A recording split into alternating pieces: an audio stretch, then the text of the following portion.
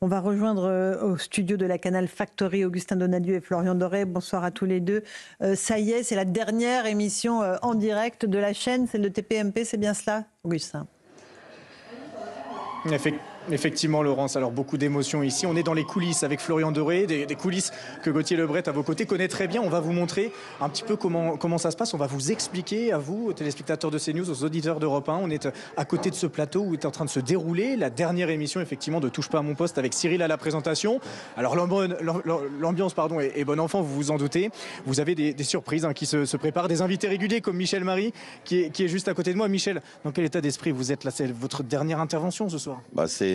C'était plutôt hier soir ma dernière intervention, parce que ce soir je ne traiterai pas ce que je traite d'habitude, c'est-à-dire les faits divers.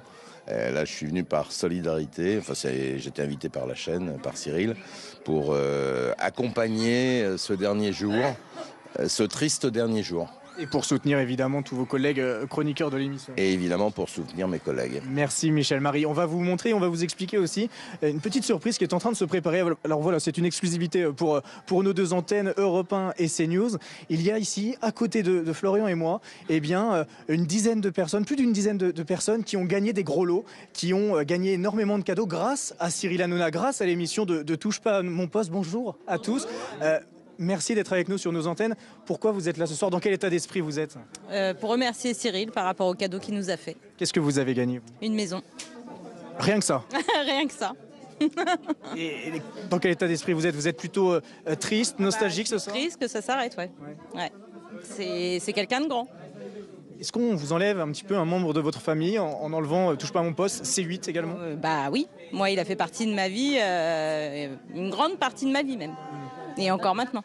Quel message vous auriez à lui dire, à lui et même à la direction de la chaîne de C8? À lui qu'on l'aime. Et à C8, non, il fallait garder Cyril. Un dernier mot, qu'est-ce que vous allez faire là en plateau? Alors c'est une exclusivité rien que pour vous, chers auditeurs et téléspectateurs. On va lui faire la surprise. On va tous arriver sur le plateau, il n'est pas au courant. Très bien. Voilà. Eh bien, on va suivre ça et on vous racontera ça évidemment dans quelques minutes. Vous l'avez vu, c'est une ambiance assez particulière ici, beaucoup d'émotions, de tristesse, de nostalgie, mais à la fois le plaisir de se retrouver une dernière fois. Merci Augustin Donadieu, Florian Doré. Effectivement, cette fermeture de C8 comme NRJ12, Dominique Régnier pose des questions sur la liberté d'expression, une chaîne une instance soi-disant indépendante ferme. Ça pose un certain nombre de questions. Oui, ça ne fait aucun doute.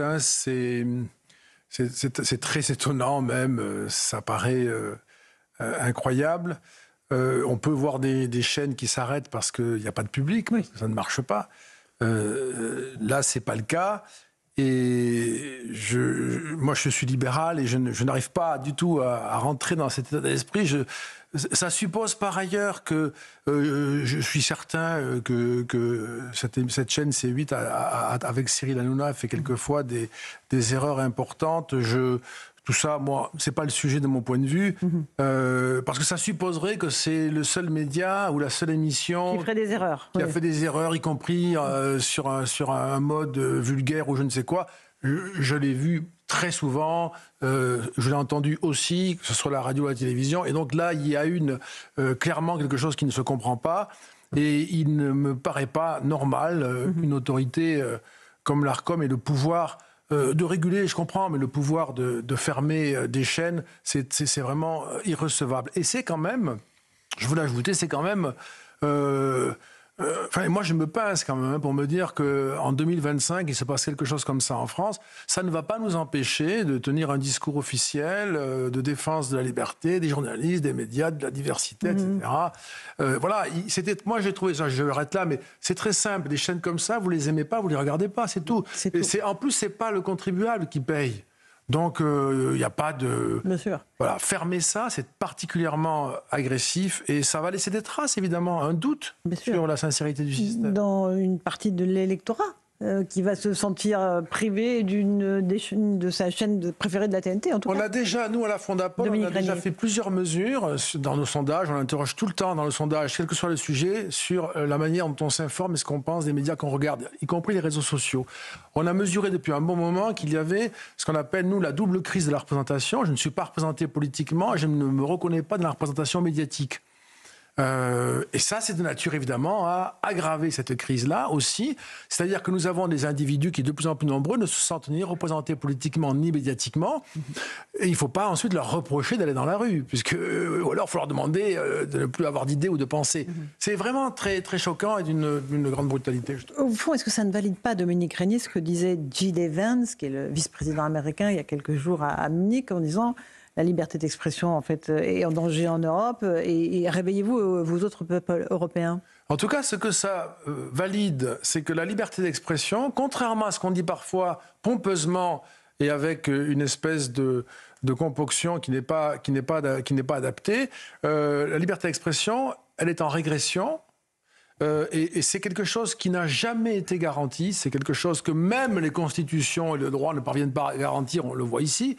Et que finalement, il faut toujours défendre. Alors ça, c'est une formule comme ça, mais je le crois profondément. Et je pense surtout que nous sommes dans une phase où nous allons voir encore davantage, pour diverses raisons d'ailleurs, la liberté d'expression se réduire. Je dis ça en pensant à toute une série de phénomènes dont nous aurons l'occasion de reparler une autre fois. En Amérique.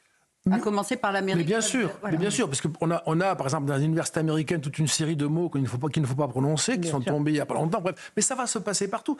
Trump qui ne reçoit pas les journalistes qui refusent d'appeler le golfe du Mexique, le golfe d'Amérique. Oui. Enfin, c'est un mouvement général auquel nous participons, avec l'air d'être les représentants de la liberté. C'est ce que je trouve, moi... le plus hypocrite. C'est comme un mensonge sur nous-mêmes, au fond, donc on peut pas... Bien ça sûr. ne va pas. On part juste en direct à la Canal Factory, puisque Augustin Donadieu est aux côtés de Valérie Benaïm. Je crois c'est la pause pub. Augustin. Allez les chéris, Oui, effectivement, Laurence, on est sur le plateau avec évidemment tous les chroniqueurs, le public qui s'est déplacé en nombre et Valérie Benaïm qui est avec ses collègues pour cette dernière de Touche pas à mon poste sur C8. En tous les cas, Valérie, bonsoir, merci d'être avec nous. Qu'est-ce que ça fait? Dans quel état d'esprit vous êtes? Alors c'est très mélangé parce qu'à la fois je suis très heureuse d'être encore avec mes camarades. Il y a une forme un petit peu de nostalgie aussi. Je n'ai pas envie de céder aux larmes. Donc voilà, tout ça est très, très étonnant. Je flotte un peu, je suis entre rire et larmes, voilà. Vous laissez porter. Vous savez que ce soir il va y avoir beaucoup de surprises. Ça va vous aider peut-être à passer le cap, si je puis dire. Oui. Et puis en fait on est ensemble. C'est une famille, c'est un collectif. Donc on se soutient les uns les autres. Voilà. Et on a envie d'être là aussi pour le public. On les sent. On sent d'abord le public sur le plateau, bien évidemment, mais les téléspectateurs aussi. Ils nous portent, on les sent, ils nous écrivent. Et donc voilà, il y a tout ça qui se mélange et qui nous tient debout. Vous entendez? Voilà, ça porte. Effectivement, on a Cyril Hanouna qui est en train d'échanger avec son public. Cyril, est-ce que vous avez éventuellement un mot pour CNews en direct? Toujours pour CNews, c'est ma famille. Regarde-le celui-ci, cette merveille, je l'aime trop. Et oui, parce que Cyril donne effectivement la chance aux jeunes. Vous avez Gauthier en plateau. Je t'adore, tu sais que je t'adore et t'es exceptionnel. Bah là, on se régale, mon chéri. Voilà, on est content. Ça va durer assez longtemps. Et puis, on aura beaucoup de surprises pour les téléspectateurs, pour le public, pour tout le monde. Voilà, en tout cas, pour les chroniqueurs. Je me permets de te dire que tu auras des surprises. Ah, c'est vrai? Et on n'en dit pas plus. Non, les téléspectateurs de CNews sont déjà au courant. Merci beaucoup, Cyril. Bon courage. Tu sais que je t'aime. Tu sais que je t'aime. Hein. Merci, Laurence. Et on ne manquera pas de vous faire vivre, évidemment, cette soirée. Laurence, je t'aime. Je t'aime, ma chérie. Le message est passé. Merci Augustin pour ce joli duplex avec Cyril Hanouna et son équipe, Florian Doré qui était à la caméra, Gauthier Lebret. Il y a ce qu'on disait avec Dominique Régnier, cette question, ce point d'interrogation sur la liberté d'expression, et pas seulement dans notre pays aujourd'hui. Mais dans le pays des Lumières, où la parole est censée être libre, c'est ça qui paraît totalement incongru qu'on ferme une chaîne. Ah mais toujours, quand même, il faut répéter la phrase plusieurs fois. En France, en 2025, demain, à minuit, 2 chaînes vont fermer, dont la première de la TNT, entraînant la mise au chômage de 400 personnes. Il faut la répéter plusieurs fois pour y croire. On serait dans la Hongrie de Viktor Orban. Qu'est-ce qu'on n'entendrait pas en France? Qu'est-ce qu'on n'entendrait pas de la bouche de tous ceux qui soutiennent la décision de l'Arcom et du Conseil d'État et qui s'en réjouissent? Il y a à peine 48 heures, sur une chaîne concurrente, on se félicitait de la décision de l'Arcom et du Conseil d'État. On la justifiait. Qu'est-ce qu'on entendrait si c'était donc la Hongrie de Viktor Orban? Démocratiquement, ce qu'on est en train de vivre, me semble-t-il, en Europe, au sein de l'Union européenne, me paraît assez inédit. Il y a peut-être un précédent avec Donald Tusk en Pologne, et encore, ça s'est pas passé totalement de la même manière. Dominique Régnier, ce qui s'est passé en Roumanie, c'est à mettre sur le même plan, le fait que l'élection a été annulée ou c'est autre chose? Je pense que c'est autre chose, parce qu'il y a manifestement, alors vous imaginez bien que je ne connais pas le dossier, manifestement la justice roumaine a des raisons sérieuses qui sont récurrentes de mettre en cause Georgescu. Donc c'est difficile de dire que la justice roumaine se trompe ou qu'elle a raison. Je pense qu'en tout cas c'est autre chose. Et puis il s'agit de la justice. Là c'est pas le cas.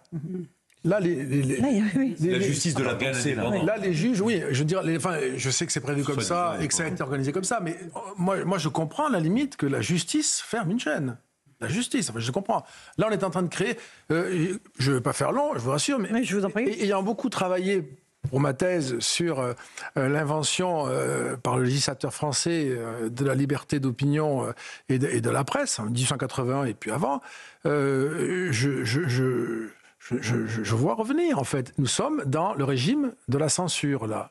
Il faut se le dire. On ne peut pas... Ça paraît comme ça un peu, je dirais, outrancier. Mais non, c'est ça, c'est dans le régime de censure. Et je n'arrive pas à comprendre, pour ma part, les raisons substantielles pour lesquelles on en arrive là. C'est-à-dire que moi, je vois bien qu'il y a des émissions qui ne sont pas bien, qu'il y a eu des grossièretés, des insultes, je ne sais pas quoi, des incidents déplorables, tout ce qu'on voudra.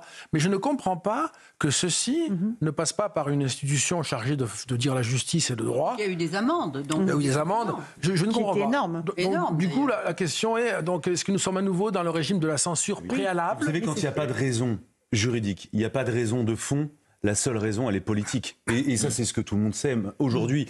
Je pense qu'il n'y a pas un téléspectateur, un auditeur qui aujourd'hui n'a pas au fond de lui cette conviction que la décision de fermeture de C8 est politique. Mais juste comme on a déjà vécu ça historiquement, on connaît les effets de ça, parce que c'était avant comme ça. Avant, il y a longtemps, mais c'était avant.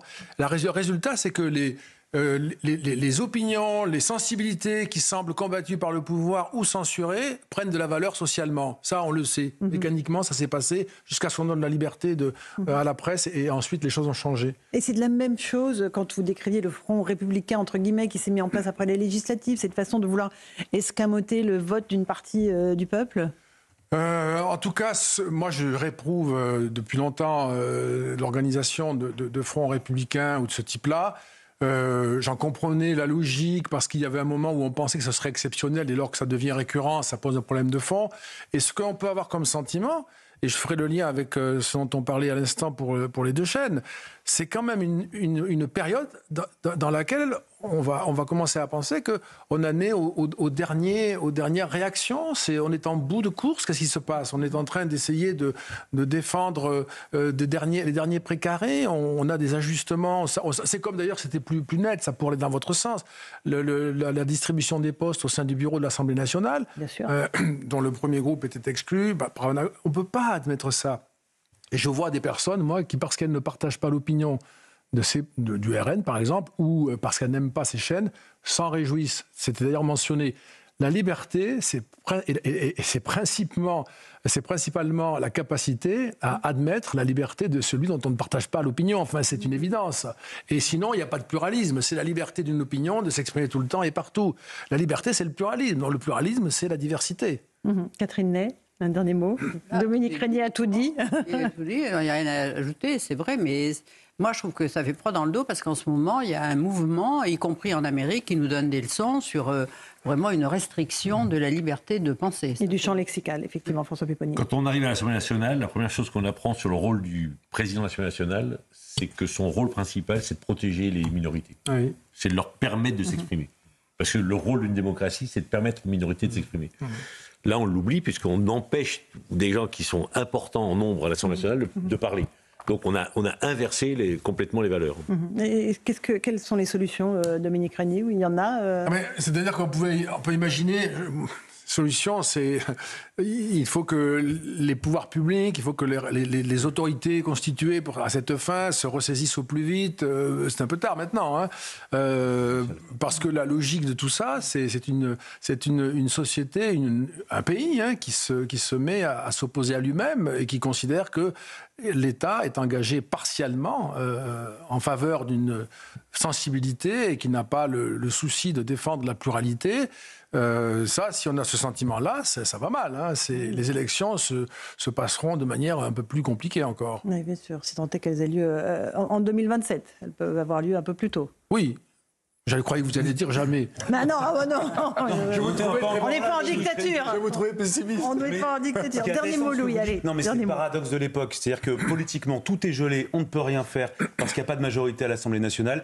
Et dans le même temps, on peut prendre une décision aussi lourde que de fermer arbitrairement une chaîne de télévision. Je trouve que ça pose même une vraie question de l'organisation du pouvoir, l'organisation des contre-pouvoirs dans cette vie politique qu'on dit complètement atone, à l'arrêt et complètement gelée. C'est très juste comme remarque, je trouve. C'est-à-dire qu'on peut avoir des actions spectaculaires d'une grande efficacité, un peu comme Trump quand il signe ses papiers, mais pour les accomplir, il faut que ce soit un pouvoir non étatique, non politique, là non élu, et c'est...